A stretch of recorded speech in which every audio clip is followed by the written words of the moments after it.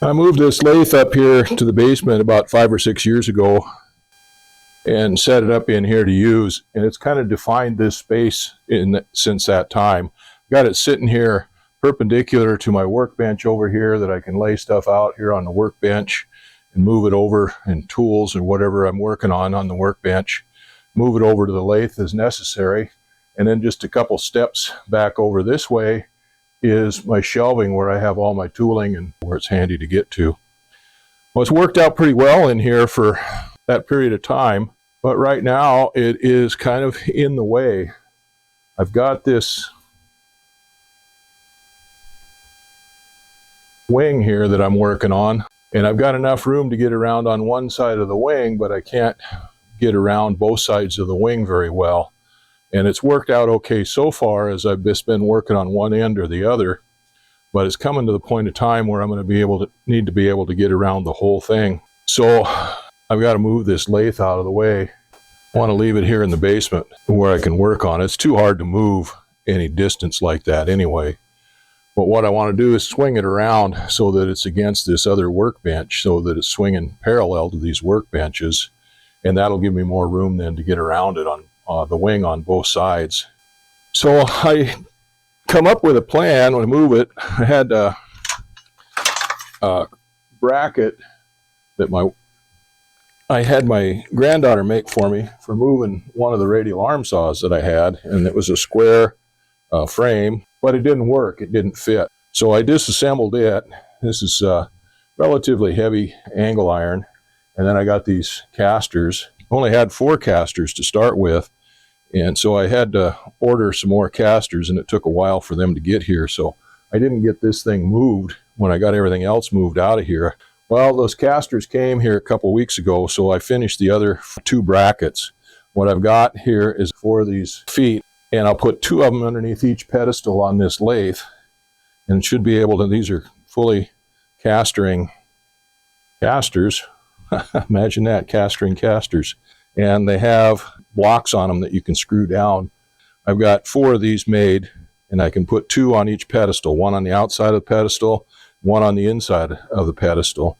I've got holes drilled in them. These are 5/8, and that corresponds with the holes that are in the bottom of the pedestal. And my plan was to put 1/2-inch bolts in there with big fender washers on there, so there was enough room to slide these around to make sure the holes lined up perfectly, as I'm by no means a precision machinist. I need to give myself a little wiggle room on that. I thought I had a whole deal full of 1/2-inch bolts down there, and I just went down to get them. I measured them, and they're 7/16 instead of half. So I'm going to have to go to town and get some 1/2-inch bolts. I did have enough fender washers to use for that, but I didn't have enough bolts. And then to lift this thing up, I got this toe jack. Well, when I got it, the legs on either side of it stuck out almost as far as the toe, which didn't give me enough purchase underneath the lip on those pedestals to feel safe. So I cut about 3/4 of an inch off of each one of those. Now I've got a pretty good amount of purchase underneath there. That lip will fit underneath those pedestals pretty good.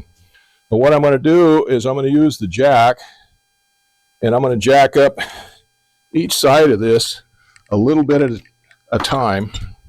I'll get this jack underneath this light side first and jack it up a little bit, block it up on both sides. I've got some blocks of wood here.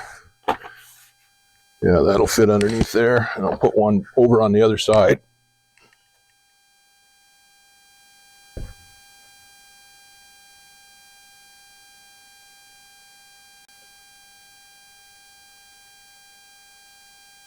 And I'll lower this side down and do the same thing with the heavy side. If I can get in there to release that jack.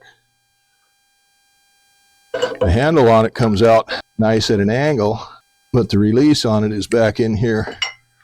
There, I got it. Come over here on this side and jack it up a little bit.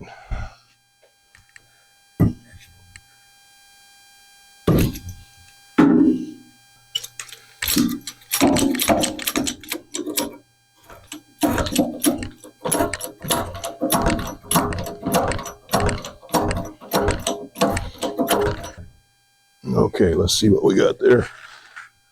Be careful not to tip that or anything. If that thing tipped over, that wouldn't be very much fun. So, get a little block of wood under this one.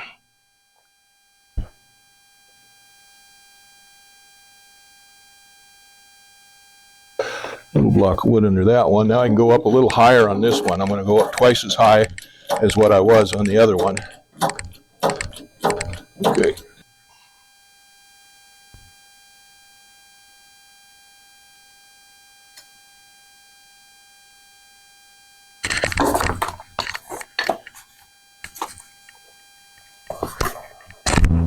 Be careful not to stick any fingers or anything underneath that machine in case that jack slips and comes down.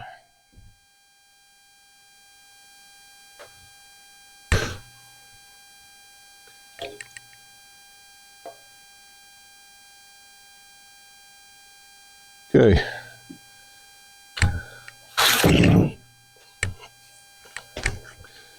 We'll just keep doing this a little bit at a time until we get it up. It's got to go up pretty high.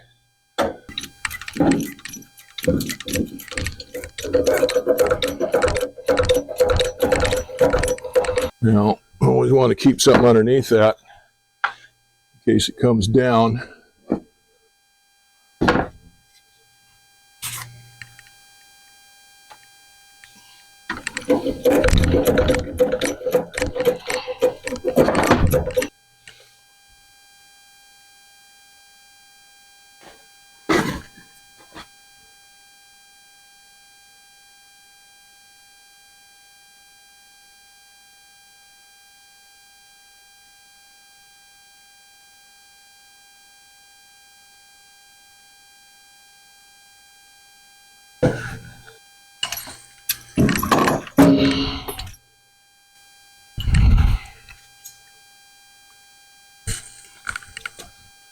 Now I go over onto this other side, I can actually put a platform underneath this jack.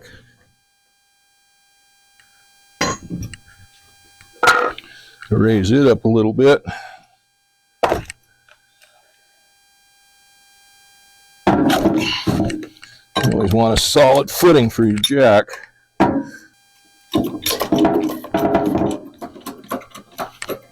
right, I'm going to get some boards here because you don't want to depend or to trust that jack too much or being up on the jack too much. You want to be able to slide boards underneath there pretty quick. I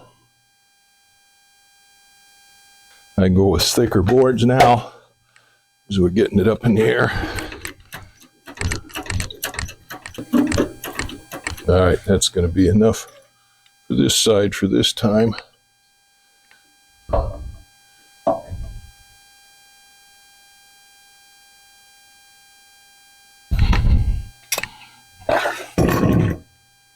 So, I got to figure out how high I need to go with that to get these things under here.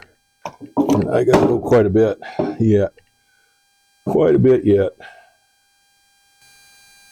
Now, believe it or not, you do the house exactly the same way.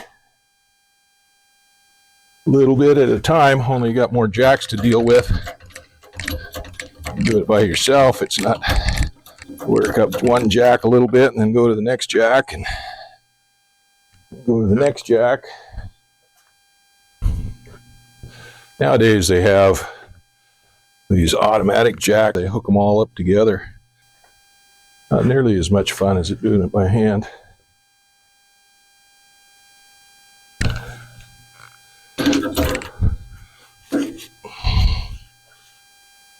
I think enough room to get that one caster set up underneath there. All right, I think that's high enough for tonight. I can't get the bolts for that till tomorrow. Never want to leave it on a jack. Never trust a jack. Okay, that's going to be high enough. Yeah, all right, that'll work. I gotta get the bolts, and I gotta figure out some way to get a wrench in there to hold the bolt from spinning inside this angle. My thought was to take one of my wrenches, heat it up, and make a couple of bends in it so it'd fit down in there. But I don't have any acetylene or oxygen. The place that sold it went out of business. So anyway, that's the start. That's what we're going to do. Now tomorrow I'll go ahead and get those bolts put in there, put those two outside casters on. Then we'll have to move my blocking to get the two inside casters on. So that's not going to sit up on there forever. That's just not going to work that like that or anything. So it's not perfectly stable. All it's got to do is sit there until I get those casters on there. Then I can get that lathe moved around and reshuffle things in here and have plenty of room to work. This wing,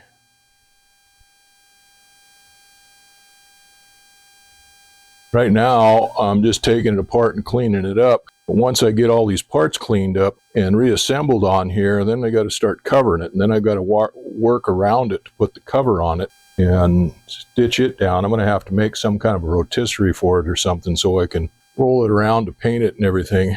Got the rotisserie that I made for the fuselage when I did it. See if I can't convert that into something that will work on this wing. I just got back from town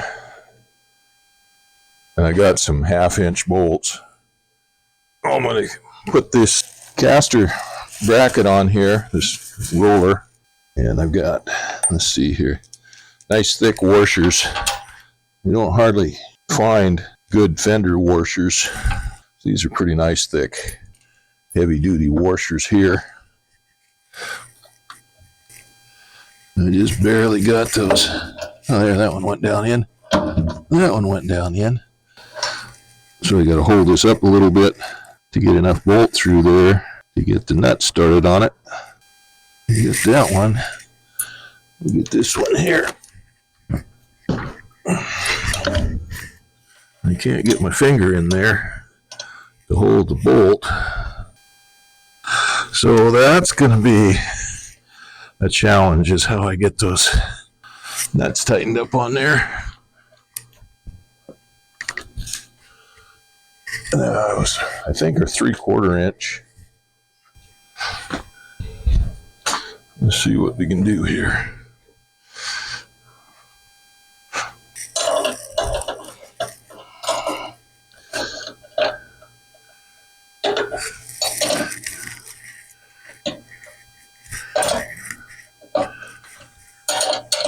All right, that worked. More or less, just stuck the wrench down in there at an angle and just hook the open end of it onto the bolt. Let's see if I can do the same thing on this one. Now I've got two different casters here. I've got these ones with the black rollers and the ones with the red rollers, and I think I want to keep two of them that are the same on the same pedestal here, just in case there's any difference in them for some reason. Now this one's going to have to go up just a little bit more. Just a little bit more. Because I've got this pad here.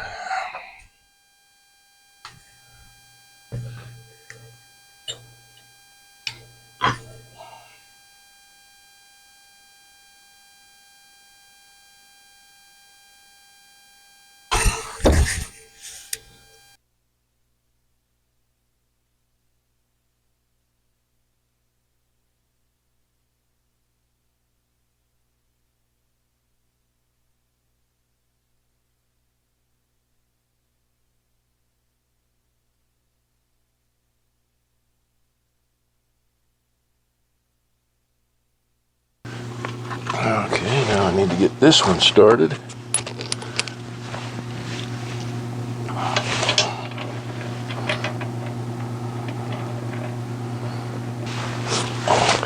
And get the wrenches on them.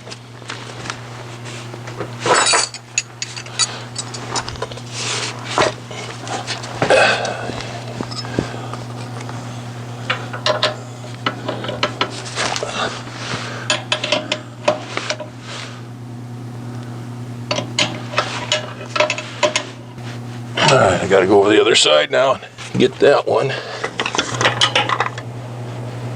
Okay. Take those blocks out of there.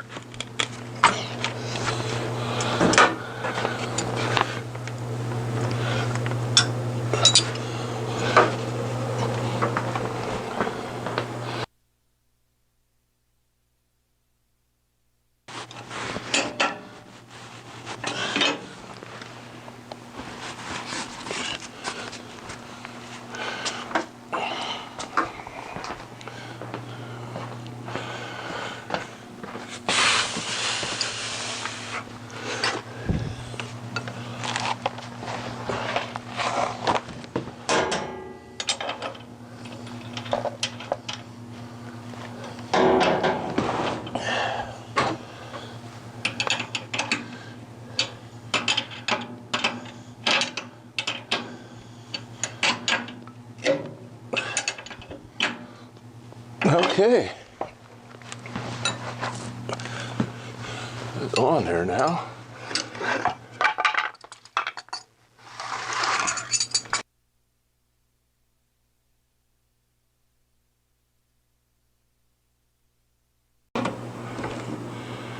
All right, that's on the casters.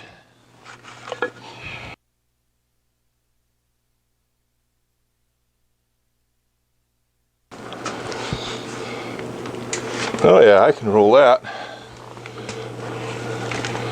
Oh yeah, that's gonna work.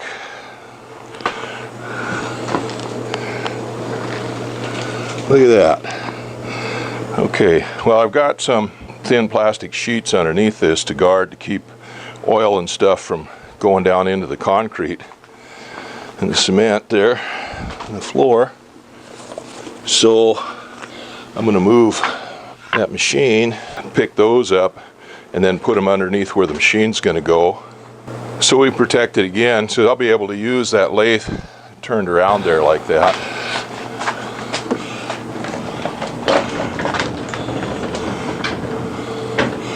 Oh, I thought that might be kind of tippy, but it's not. It's really nice.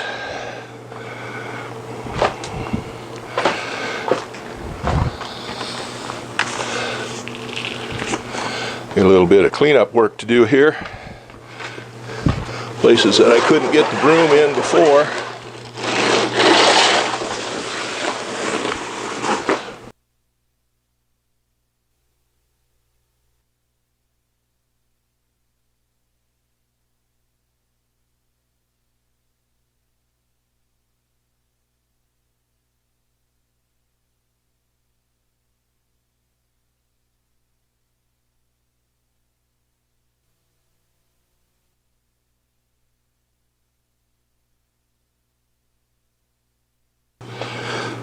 See that?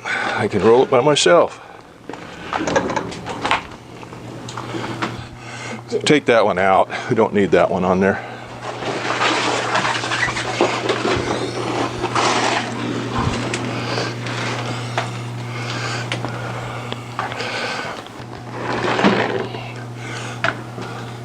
Okay, that's better. That's good. That makes a big difference in here. Oh yeah, that's good.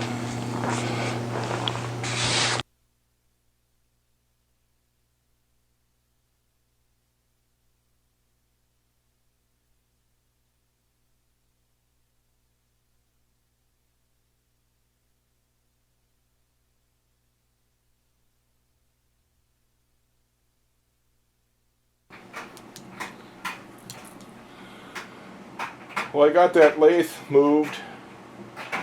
Get this casters underneath it, bolted up, and moved it around, and that went pretty good. I was impressed with the way that went. I thought I was going to have to wait and get my son to help me move it in case it was a little bit tippy or too heavy or anything, but once I got it on there and tried it out, it moved just fine. It's like trying to get a car rolling to get it rolling to get it started, but I was able to move it around just fine by myself, and there was no indication of it being tippy at all. It was steady as a rock. Those caster wheels stick out there about 4 inches on either side of those pedestals, and that was enough just to stabilize that thing pretty doggone good. So it rolled around pretty good. There was never any indication of it being tippy or anything like that. They say it was sitting there pretty good the way it was, but there's so much weight on those wheels that I thought, even though it's spread out over 8 wheels, that sitting there for any length of time, those plastic wheels might get flat. So if I put those pads down, it'd help take a little bit of the load off of the wheels. I didn't try to jack them down to jack the wheels up or anything like that. I just put them down so the pads are good and solid on the ground, and as much as I could. I'd need to get a wrench of some kind or something to get them down any farther, but that stabilized it really nice. I'm really impressed with that. So I come out here, and even on the high spot of this lathe, and I can't get it to wiggle. It doesn't. There's no wiggle, no tip, no unsteadiness, no unstableness to it at all. So I'm really happy with that. That worked out really good. Well, moving that around kind of redefined my space here. It's not as handy for doing lathe work there because all my lathe tools and everything are way over here now on this shelving unit that I've got over here. But I don't plan on using that much anyway. I might need it for something while I'm doing this, but I can make do. Like I said, I've been redefining my space here a little bit. I went ahead and got my 3-in-1 sheet metal tool out to where I can use it. And then my bench is still a little bit of a mess. I got it straightened out some, but I had to move a bunch of stuff over here onto it. We got that Kennedy toolbox there that my wife and son bought me a few years ago for Christmas, and it's got machinist tools in it, calipers and dividers and things like that I needed for machining. And I had it on a little roll-around cart where I could keep it handy and move it around as necessary. But I got to thinking I wanted some kind of a roll-around to use for working on this wing, to put my tools and stuff on and roll around with me as I was working on the wing. So I remembered I had this cart here.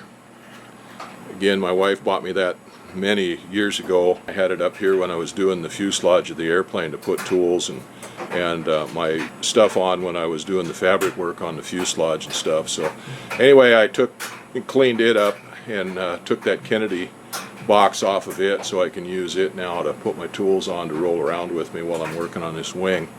And then I had this other little chest, roll around chest here. That's a Master Mechanic. Again, my wife bought that for me almost 40 years ago. It's not a very good quality cabinet. The rails in there for the drawer slides are just bent up sheet metal, and over time they bend down, and then the drawer slides don't work very good anymore. It still rolls around good and stuff, but I might see if I can get in there and fix those drawer slides so that make that more usable. But now thinking about it, I might move that Kennedy toolbox over there onto that. That'll give me more space on my workbench, and I can move that around as necessary. Anyway, that worked good, moving that lathe out of the way. It give me a lot more space on this wing.